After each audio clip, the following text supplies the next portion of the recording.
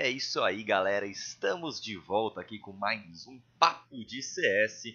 E o convidado de hoje, dessa vez, é meu grande amigo aí, um dos melhores narradores de CSGO aqui do nosso cenário, Bidão, Bidado, Bidelícia ou Bida. Fala, Bidão, como é que você tá?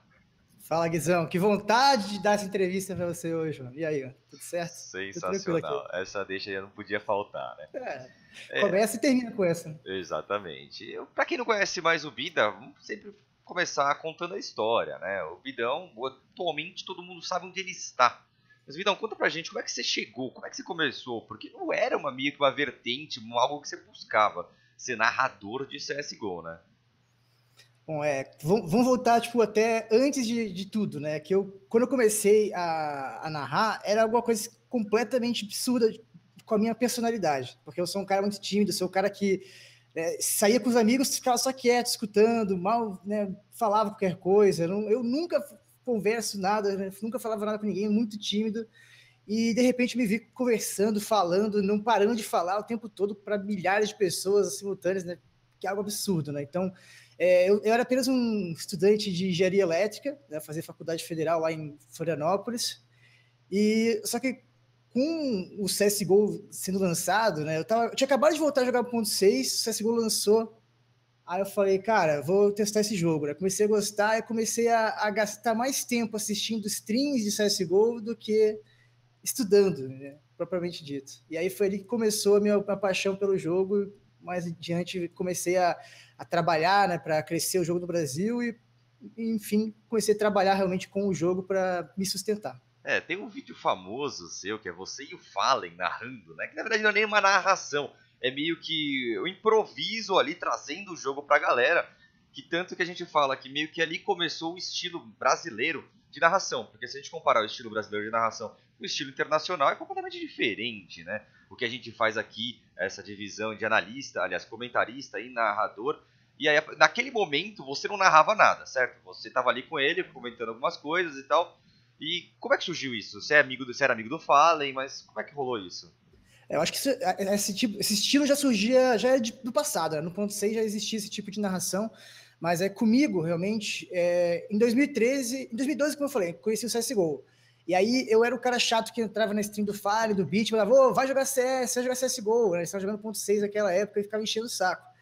Até que um dia o Fallen falou, ó, GA de CSGO foi criada, né? E aí eu, pô, pulei nessa, eu nunca tinha feito GA de ponto 6, mas saiu a GA de CSGO, eu queria conhecer.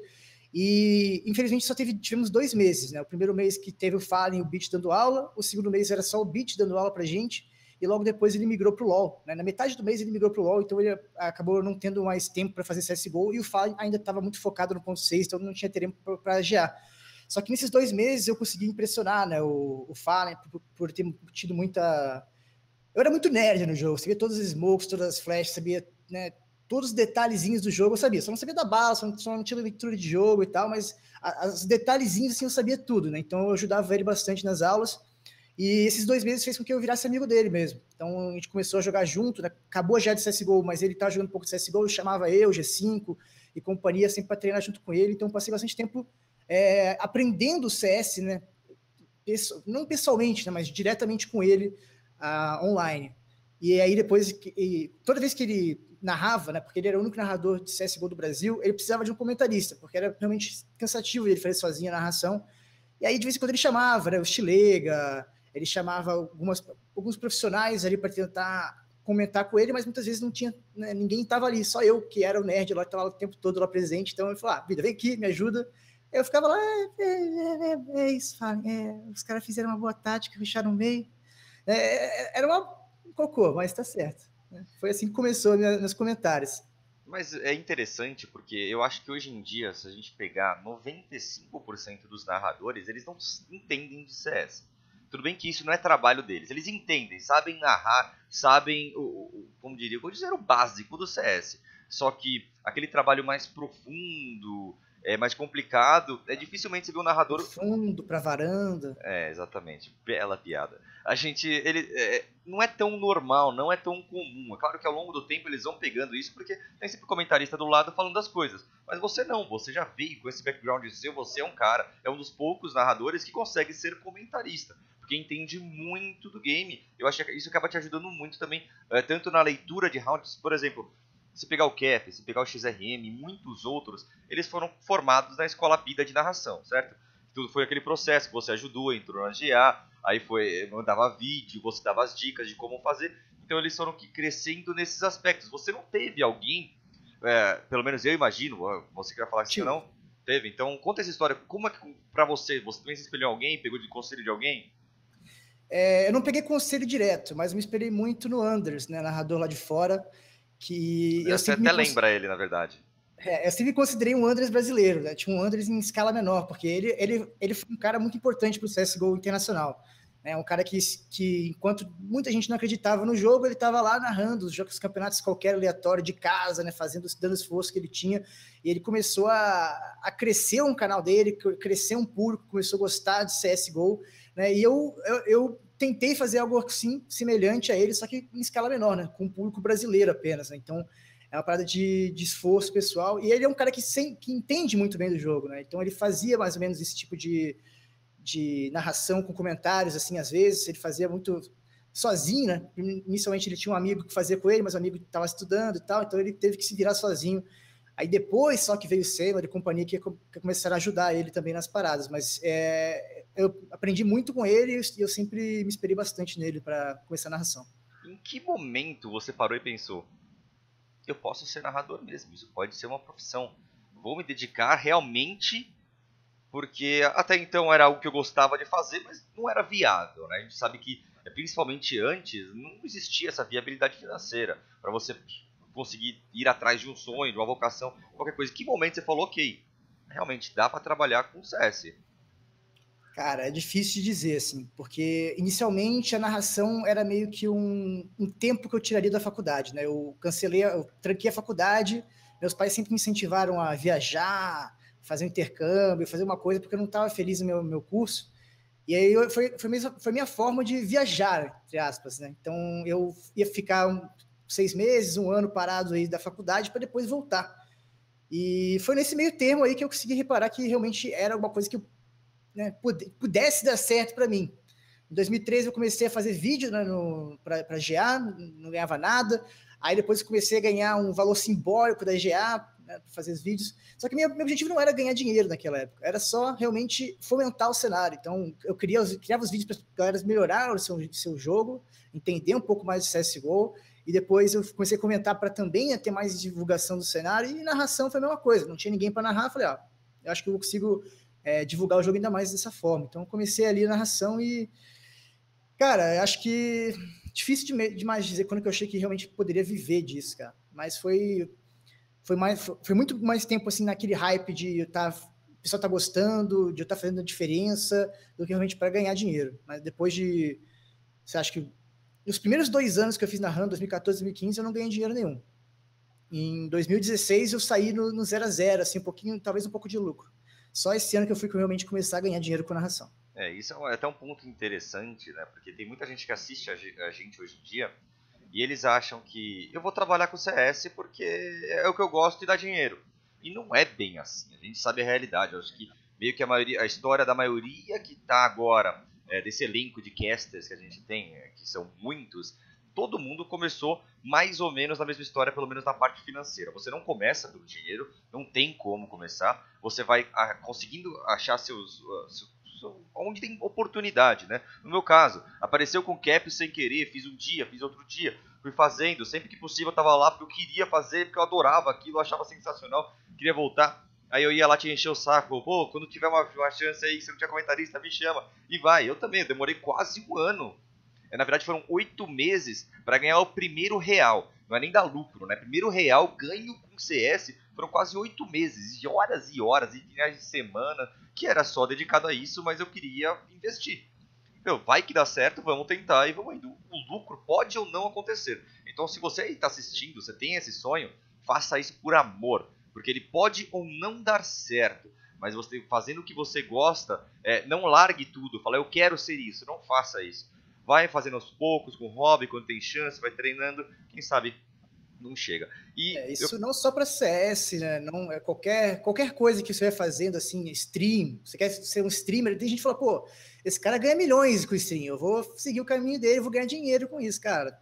Você tem que gostar da parada, você tem que se esforçar muito, tem que crescer demais para começar a ver aquele verdinho. Né? E não pode depender desse dinheiro. Se você tiver contas a pagar, esquece, trabalha. Quando tem tempo livre, faz stream. Estuda quando tem tempo livre, faz stream. Não se dedique. Não tem como nos primeiros meses, a não ser que você seja virado para a lua, não sei. Seja uma exceção totalmente da regra. E eu perguntei para você, quando você achou que você você poderia virar profissão. Mas você alguma vez conseguiu imaginar aonde você poderia chegar? Por exemplo, é claro, o caminho ainda pode ser muito longo. A gente nunca sabe o dia de amanhã. Mas atualmente você é gigante. Certo? No mundo de CS você é gigante. São poucos que a gente pode comparar, mas que vêm de outras fórmulas. Por exemplo, Otávio Neto. Hoje em dia ele é muito famoso, mas ele não é tão famoso por causa do CS. Ele não ficou famoso por causa do CS. Ele acabou migrando para cá, né, fazendo isso em conjunto. Gordox, claro, também lá atrás do CS, mas multigames, então são coisas diferentes. Você imaginou que poderia ser do tamanho, como eu falar, ser desse tamanho a galera já vai levar para aquele outro lado, né? Mas não, ter uma fama desse tamanho? Não, cara, o alcance que eu consegui nas transmissões é algo que eu não imaginava nem um pouco, né? Acho que o topo disso, né, o ápice, né, disso tudo foi na narração da DreamHack Las Vegas, né, DreamHack Masters Las Vegas, que chegamos a 100 mil pessoas assistindo na stream. Que é uma, cara, além disso, né? Tem o Neymar botando foto assistindo minha stream, tá ligado? Tipo, cara, onde que eu vou imaginar que eu ia conseguir chegar numa parada dessa narrando CS? Nunca. Tipo, o alcance é absurdo e, sei lá, né, você conhecer, tipo, DJ como a Alok manda mensagem, o Matheus ali do Jorge Matheus sertanejo, né? Então tem, cara, é absurdo. A Kari que tá sempre aí participando também. Eu não imaginava conhecer esses caras assim por causa de um jogo. E o impacto? Aí eu tenho duas perguntas que agora, uma vai ser, eu quero que você conte uma história, e a segunda é em proporção 100 vezes menor, mas quando a gente vai em um encontro de jogos e tal, o carinho do público com a gente é algo fenomenal. Eu sempre falo, né? Se você acha que você está incomodando pedindo um autógrafo, uma foto, na verdade você está fazendo meu dia. Porque eu saio dali mais feliz do que você quando você pede isso. Então, é claro que você tem 100 vezes mais esse tipo de pessoa atrás de você. Mas qual a importância, assim, o que você sente com o carinho das pessoas quando eles têm com a gente e você no caso?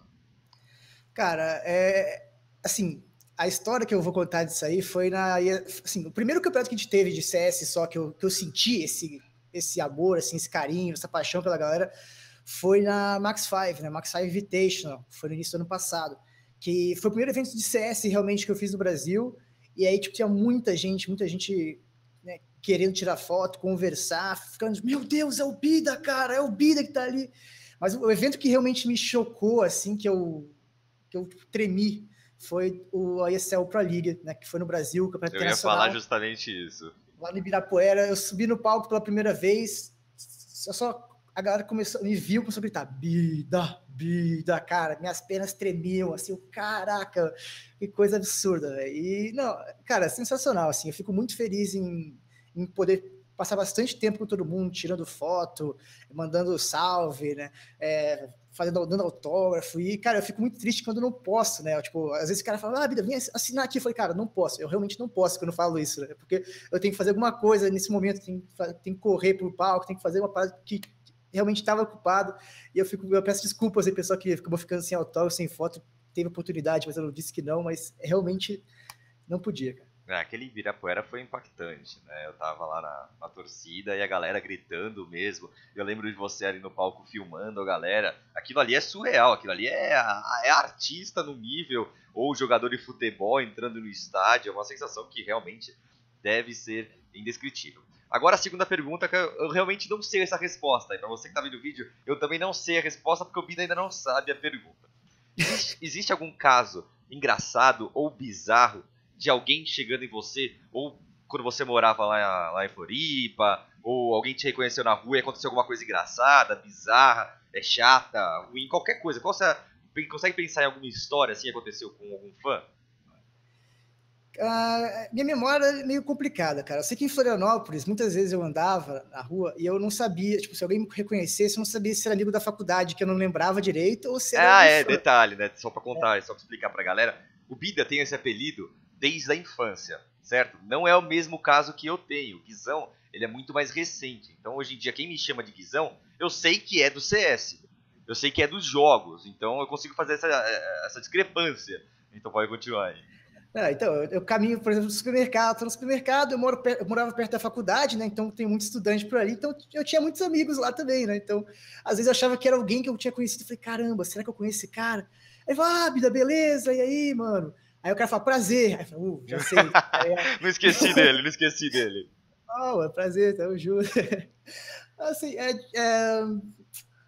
eu já tive alguns casos, assim, teve um cara que saiu correndo, ele tava passando de ônibus, né, do meu lado, ele me viu, aí ele gritou, Bida! Eu olhei assim, assustado, aí ele parou no outro ponto e saiu correndo para tirar uma foto comigo. Foi uma outra Não, história que eu lembro. Foi da sensacional, hora. sensacional. Então, eu acho que a parte de apresentações aqui e conversa, se você lembrar de alguma coisa, fique à vontade aqui. Agora, falar um pouco de CS, né? O famoso papo de CS. Hoje estamos uniformizados para o final de semana. Você que está vendo esse vídeo depois pode não entender, mas esse final de semana temos Immortals na E-League e temos SK jogando a SL New York. Tudo bem, SK antes do Major, o público fala, era uma SK. Major, pós-Major é outra SK.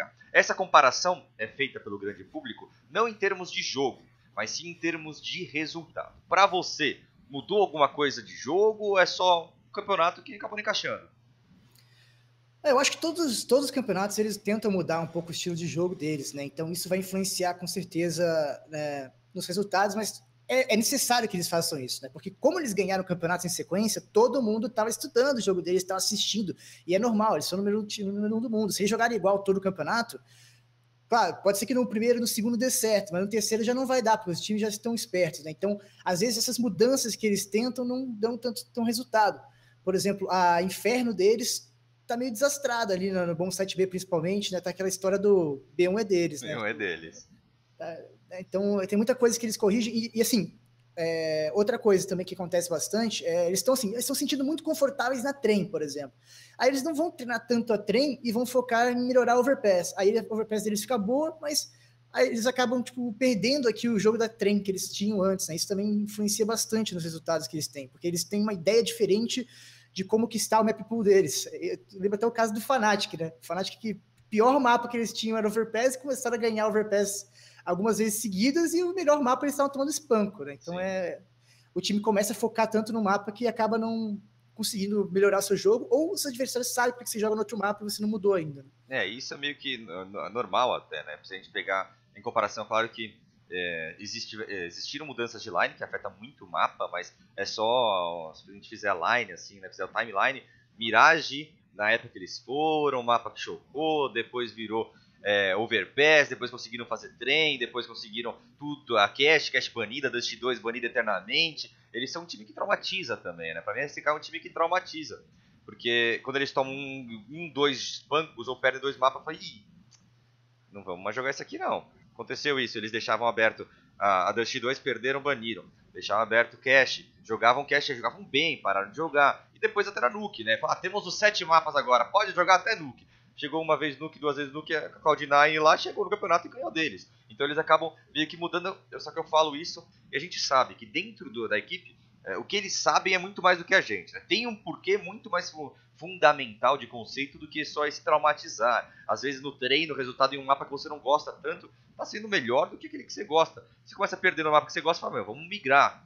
Então eu acho que isso pode acontecer. E outra a pergunta que eu te fiz, eu concordo plenamente com você, mas eu sempre falo também uma coisa, eu acho que esses times aí do top 5, apesar de eu chamar top 5, não considero apenas 5 times, eu acho que tem uns 6, 7 times ali nesse bolo, que se um vencer o outro não é nada demais. Se o Astralis vencer a SK, normal. G2 venceu, normal. Então existem ali alguns parâmetros. Nenhum time é completamente imbatível. Não, perdeu pro segundo melhor, perdeu pra FaZe. Normal. Fez. Tudo realmente é muito equilíbrio, né, cara? É muito equilíbrio e são muitos confrontos também desses times de alto escalão, né? Se fosse um jogo a cada 6 meses, talvez já tivesse uma coisa diferente, mas como são tantos jogos que eles acabam se enfrentando e assistindo um jogo do adversário, então eles conseguem estudar bastante, cara.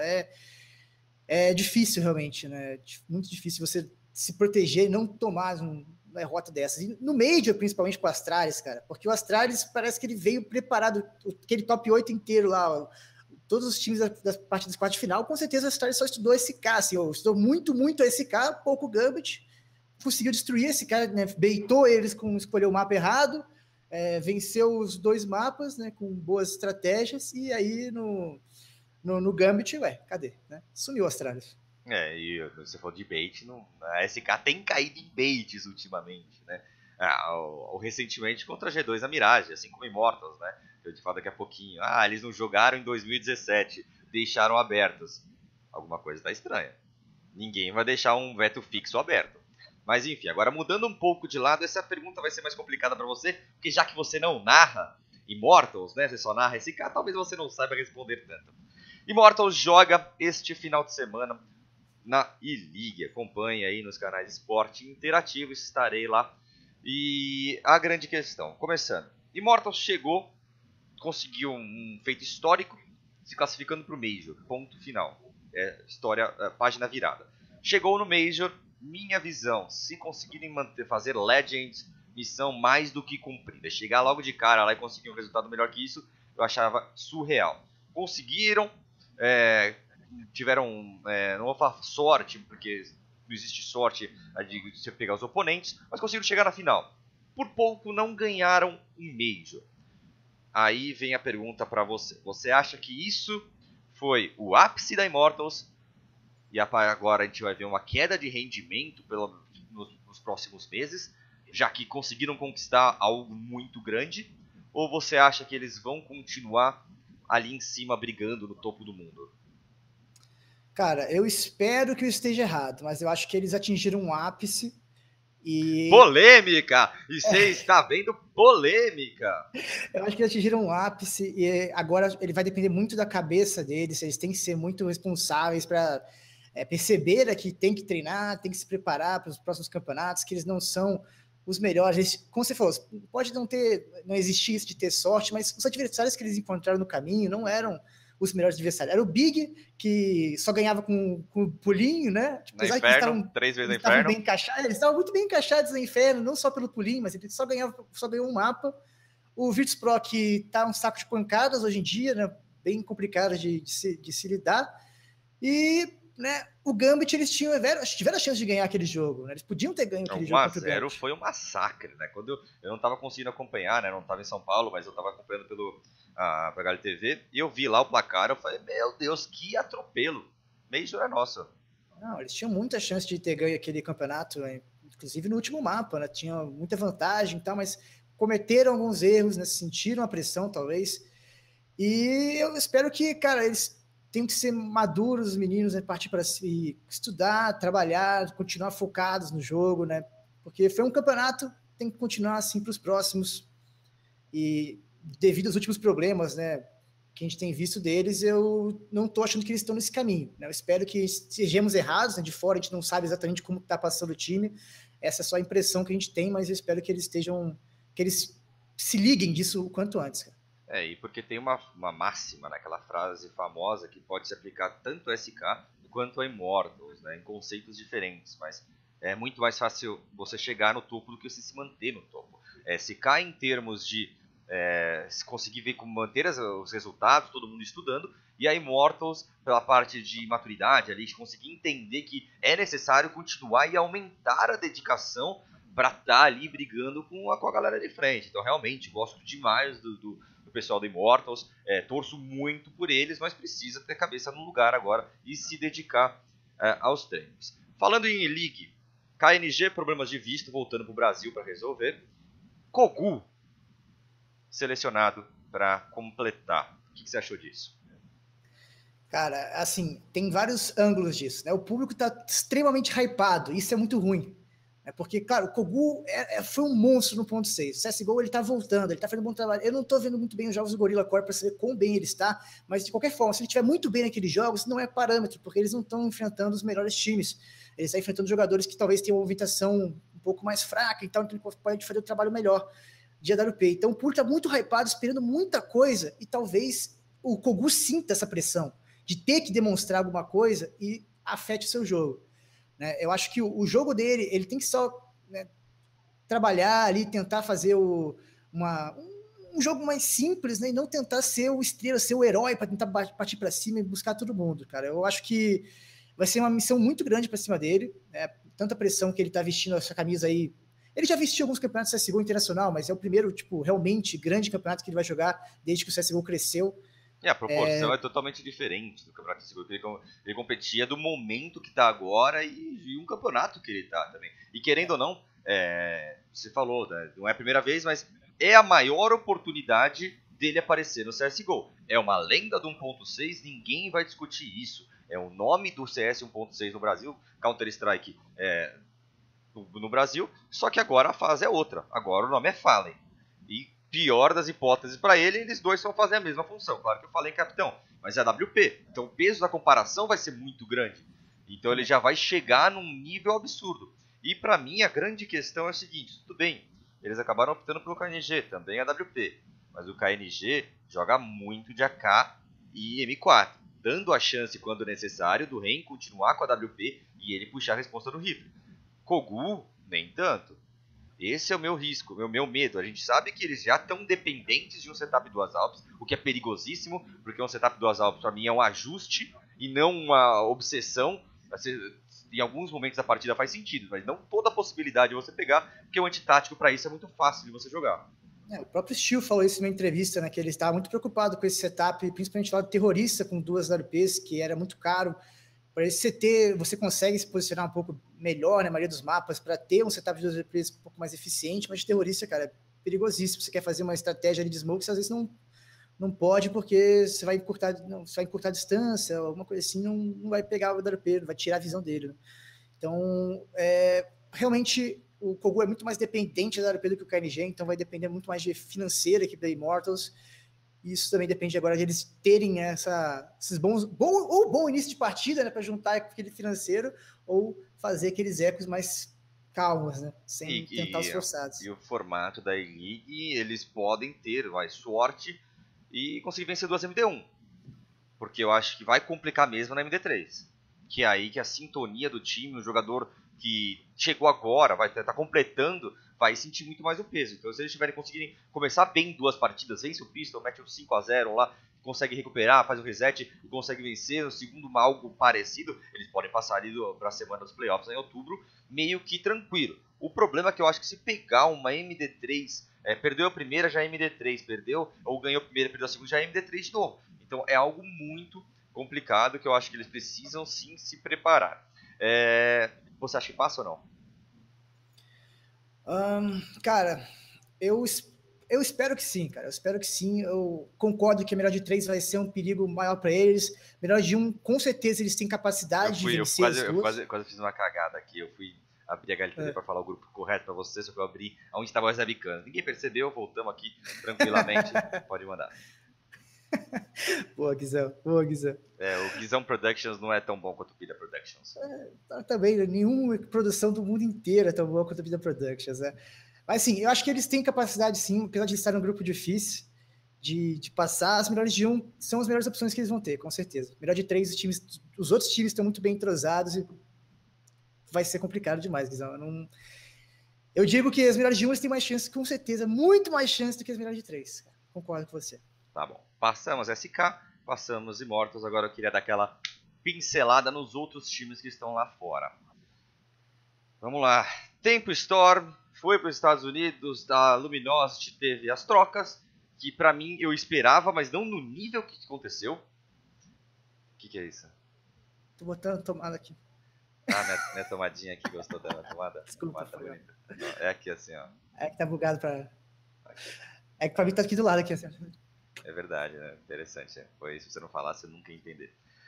Tempestorm chegou como ainda bem, tal, ficar, ninguém sabia o que acontecer, aí veio a Luminosity, Raw. Vem pra cá, Next, vem pra cá, Cello. Sai, Felipe 1, volta Pocão. O que você achou disso e qual a sua análise presente e futuro deles?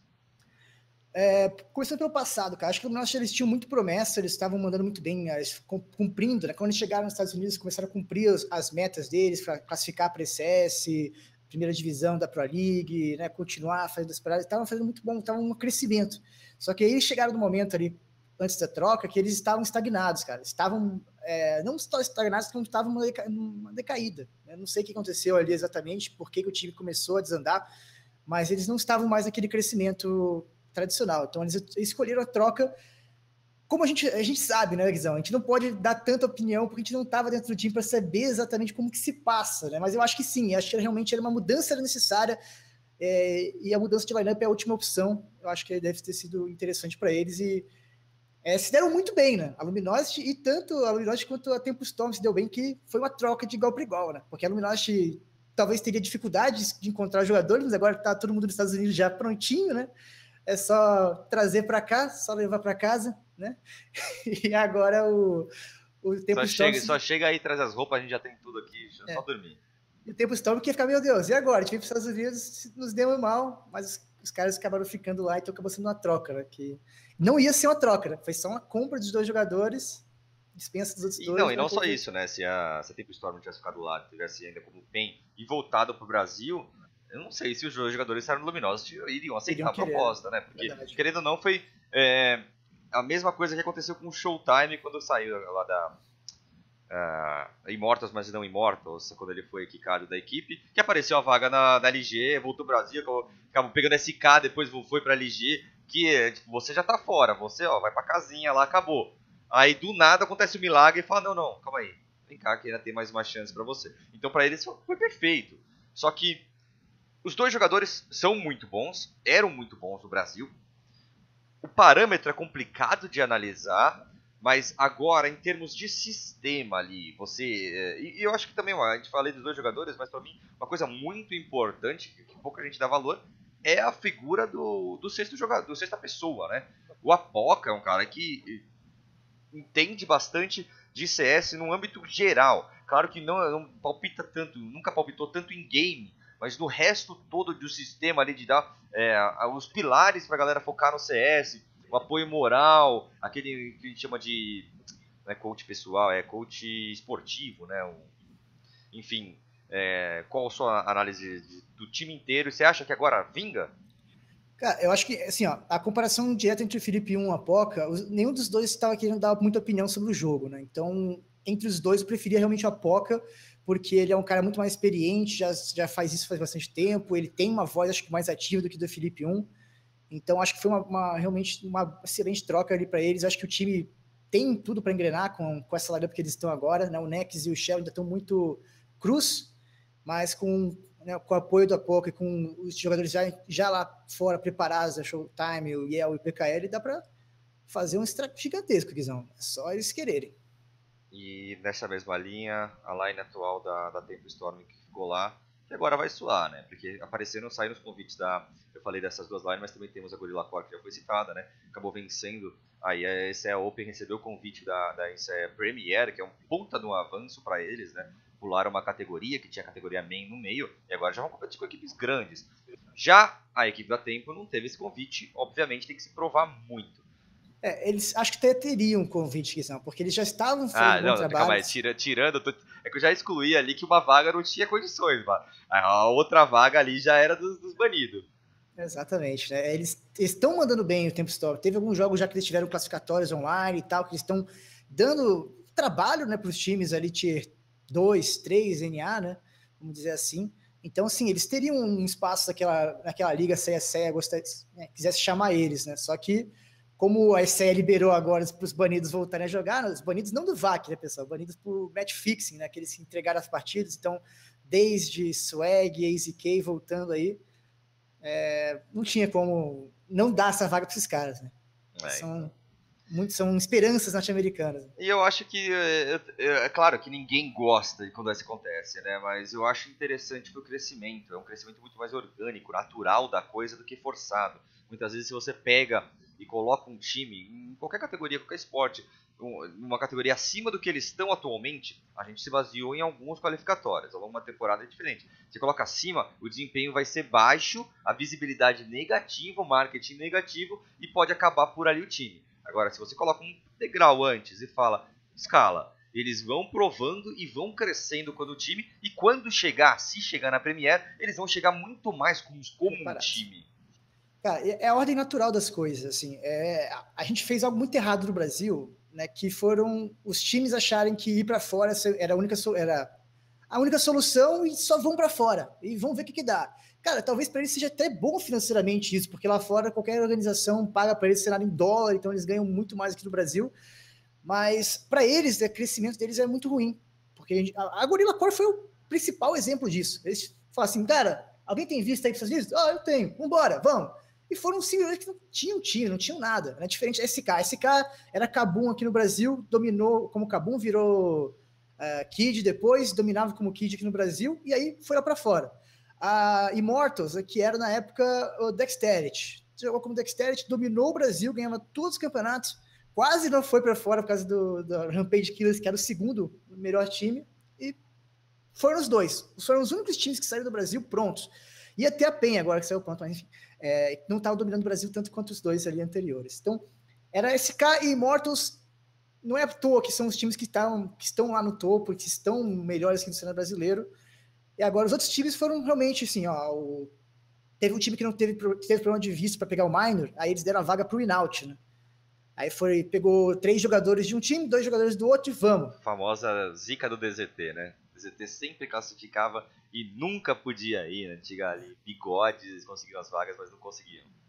Então foi o Beat, o NAC, Yel, PKL e o... Qual que era o último?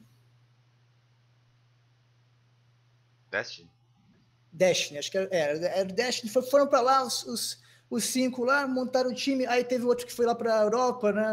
Já esqueci. Agora o NAC tá no Sharks, mas antes teve Red Reserve. Que também a mesma coisa, assim, cara, juntou 2 de um time, 3 de outro e vão embora. Né? Eles não tiveram a base aqui no Brasil, como hoje a Team One. Né? A Team One, eu acho que eles têm mais potencial de se dar bem. Eu ia tentar emendar essa pergunta aí, de fazer uma correlação desse momento com a Team One, que agora está em disputa lá fora também. Exatamente. Eu acho que a Team One tem mais potencial do que para se dar bem diretamente do que a Luminosity, do que a Tempo Storm, do que a Gorilla Core, porque eles já têm esse entrosamento. Eles não precisam mais trocar de lineup, pelo menos eles estão muito bem aqui no Brasil e teoricamente troca de lineup não é a melhor opção para eles agora. Então eles já sabem os erros, os acertos, eles se entendem como time. Enquanto quando os caras foram lá para fora, ficaram morando um pouco de tempo junto, eles falaram, pô, né, não é assim que funciona as paradas, já dá uma intriga, convivência é complicado. E a Team One já tem essa convivência, já estão acostumados uns com os outros. Em relação à Team One, eu tenho 4 perguntas que eu quero fazer. Vou fazer uma sequência para ficar mais fácil. Primeiro, tá indo disputar a ICE Global Challenge lá fora contra equipes interessantes. O que você acha? Como você acha que eles vão representar lá fora? Já que saem daqui mais preparados, como você já falou. É difícil de dizer. Eu acredito que vai ser bem imprevisível a galera do Team One. Porque eu acho que se eles começarem bem, eles têm a tendência de continuar uma crescida.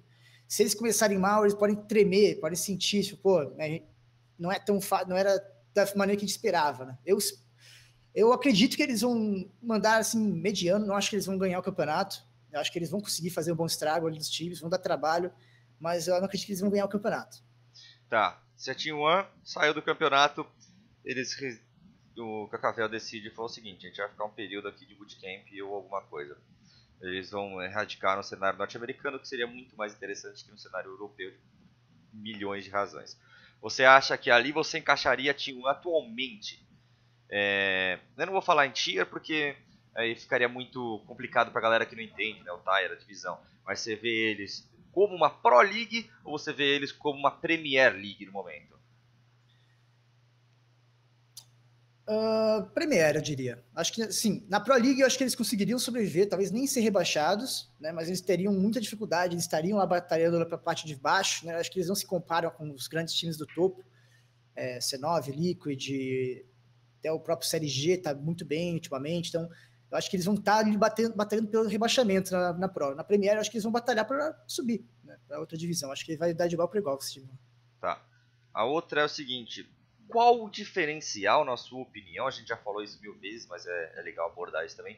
Por que a Team One no Brasil está intocável no momento? O que você acha que acontece? Porque a Team One atualmente é a Team One, ou seja, o time 1. Você gostou? Essa foi boa, hein? Foi muito sensacional essa. Muito boa. Até fiquei sem palavras. Cara, eu acho que assim, é um momento bom dos jogadores, né? Acho que o Beat fazia tempo que não estava tão bem na carreira dele, tá mandando muito. E ele de capitão faz um bom trabalho aí para a equipe, além de ter apoio de outros jogadores que podem também ajudar, né? O Maluco é um cara desse assim, que também tá jogando muito. E acho que está todo mundo num bom momento de skill individual, é um time muito forte, esquilado. E como eles estão bastante tempo juntos, eles também têm uma organização interessante, são jogadores mais maduros, né? Tem uns jogadores mais novos ali no meio que aprendem muito bastante, né? Principalmente com o Beat. Mas e o Pava, né? O Pava também é vovô ali, então acho que é o Beat, o Pava e o Maluco dando um gás ali pro TRK e pro IDK ali que faz a diferença, cara. Eu acho que a T1 tá muito bem porque, exatamente, por ter um conjunto, né? Eles têm um conjunto realmente bem preparado. E outra coisa, eu acho que o diferencial também é a organização por trás, né? O apoio do Cacavel é fundamental, é nítido em qualquer conversa com os integrantes, com o time, qualquer coisa você conversa, eles mostram que eles sempre falam que o Cacavel é fundamental nesse aspecto. Virou até chefe de cozinha agora para eles lá fora, né? Só vejo foto, postagem lá, Masterchef Cacavel, né? Então, fazendo tudo para acomodar os jogadores, dar mais tranquilidade para eles só focarem no jogo, né? Não se preocupar com mais nada ali. Com certeza deve estar fazendo uma diferença grande aí para poder focar e se preparar melhor para os jogos. Né? E a última pergunta relacionada a T1 é o seguinte: você acha que no Brasil eles já saturaram? Ou você acha que eles ainda conseguem crescer aqui de rendimento e também qualidade, né? Porque eles estão vencendo tudo. Então rendimento é até complicado falar, porque teoricamente só tem a cair, porque eles já têm tudo em mãos, mas em qualidade, você acha que a longo prazo, se eles não saírem, eles não vão crescer ou eles podem até acabar caindo de rendimento? Né? A melhor maneira de você crescer no jogo é você jogar contra pessoas melhores que você, né? Então, com certeza eles cresceriam muito mais estando fora do Brasil, disputando contra os melhores times, né? Internacionais. Mas, ao mesmo tempo, eles poderiam, sim, crescer no Brasil. Só que é aquela bolha, né? Aquela bolha, às vezes, alguma coisa que dá certo no Brasil não vai dar certo lá fora. Então, é difícil. Eu acho que eles cresceriam muito lá fora. No Brasil, eles, se crescessem, fosse pouquíssima coisa. E é claro que é muito complicado agora o assunto que eu vou falar, né? A gente sabe que o cenário brasileiro deixa muito a desejar, que a gente chama de cenário profissional, quando na verdade não é um cenário profissional. Porque eu acho que nem 10%, eu acho que 1% dos jogadores hoje em dia conseguem sobreviver do salário e se dedicar full time a essa profissão. Por isso que eu falo que não é profissional, porque os jogadores ainda levam isso como um hobby, porque necessitam fazer isso, ou um trabalho secundário, e um trabalho que tem por amor, com a visão possível de futuro. Para você, o que falta? É claro que é muito complicada essa pergunta, porque depende de 1000 fatores, né? Desde economia até boa vontade, até o Papa da bênção. Para você, o que poderia acontecer, pelo menos, para melhorar, ou o que você que está vendo o vídeo aí poderia fazer, o que você poderia ajudar para o cenário conseguir se desenvolver um pouco mais? Cara, eu acho que assim, os times estão fazendo. Eu ia dizer que os times estão fazendo o trabalho deles, né, treinando e tal, mas estão mudando muito de lineup. Isso já algo complica a esquema. Porque o que precisa para o cenário crescer? Precisa de patrocinadores. Como é que se consegue patrocinadores? Com exposição. Como é que se consegue exposição? Com público assistindo, com alguma movimentação de gente ali presente. Porque como é que o público assiste? Quando eles gostam da parada. Então, se for um campeonato de nível alto, o público costuma acompanhar. Se o público gosta de um time, o público costuma acompanhar. Né? Mas se o time muda todo dia, jogador diferente, não sabe sabe nem mais onde está o seu player, Não né? tem Então, identificação, né? Querendo ou não, é, eu acho que às vezes até qualidade de jogo a gente pode ter. Em algum aspecto a gente tem, só que os jogadores são completamente desconhecidos. E você consegue movimentar, mais uma vez vai falando, quando o Kogu voltou pro CSGO, ele voltou, tava lá, ele tentou e não tava jogando tão bem. Assim, por isso aquela fase da NTZ lá, ok, mas não era um jogador sensacional. Eu aposto com qualquer um que ele sozinho movimentaria mais gente para ir assistir ele jogando daquele jeito do que os dois melhores jogadores do Brasil anônimos. Então você precisa dessa identificação com o público, porque o público não quer ver só jogo, ele quer ver a pessoa a qual ele gosta, que ele é fã e que acaba agregando tudo. com certeza, cara. Assim, acho que a gente tem feito melhor, as organizações de campeonatos, a Gamers Club, tudo mais o pessoal que está fazendo campeonatos do Brasil tem tentado, se esforçado bastante para fazer um negócio profissional. Tá cada vez mais tenso, né? Tipo, a produção da XLG, da ESL e tantas outras aí que aparecem por aí. Estão cada vez mais profissionais, né? Então, em termos de para patrocinadores, vai ficando cada vez mais interessante. Mas tem que ficar mais interessante para o público também de acompanhar, né? E eu acho que realmente agora tem parte dos jogadores também esse tipo de aproximação do público, né? Com streams e redes sociais e qualquer coisa que faça por querer gostar dele, querer acompanhar e crescer sua visibilidade. Eu acho que todo mundo tem que encarar e entender que nós somos produtos, né? Nós trabalhamos com venda, nós somos anunciantes, como você for. A gente tem que saber trabalhar o nosso produto, nossa margem de visibilidade, tudo que acaba agregando. Se o jogador não é vendável, a organização não é vendável, ou seja, o patrocinador não vai querer investir, porque não vai ter retorno ali naquele jogador. Então você tem que entender que essa relação com a comunidade ela é fundamental. E eu acho que falamos bastante aqui de CS, Bidão. Você tem algum recado aqui pra gente já começar a finalização do vídeo? Algum recado, a quem você quiser? E aquele quadro, aquela participação, claro, acabei de lembrar, aquela coisa que eu fiz com o Otávio também, né, na primeira edição. Agora é seu momento livre. Você pode falar o que você quiser, você pode me perguntar o que você quiser, você pode fazer o que você quiser agora. O quadro é seu. Mas aí você vai ter uma banda no YouTube, Guizão, se fizer. Eu tomaria com gosto. Então, se você fizesse, eu tomaria com gosto. Essa frase ficou meio desviada. Meu Deus do céu. Cara, não tem muito o que dizer, não, cara. Só agradecer o pessoal que tá acompanhando aí esse quadro novo do Guizão. Espero que o pessoal tenha gostado aí. Se ficou alguma coisa mal explicada, deixa nos comentários aí que o Guizão entre em contato comigo e a gente faz a resposta um pouco melhor. Se quiser uma segunda edição aí, mais tarde, depois para responder milhões de perguntas. Isso é legal também, né? Quem sabe você deixar aberto para a galera mandar as perguntas e aí a gente faz uma segunda edição menor aí para você postar outro dia da semana respondendo as perguntas aí do público. Aí vai ser o quadro Papo de CS Responde.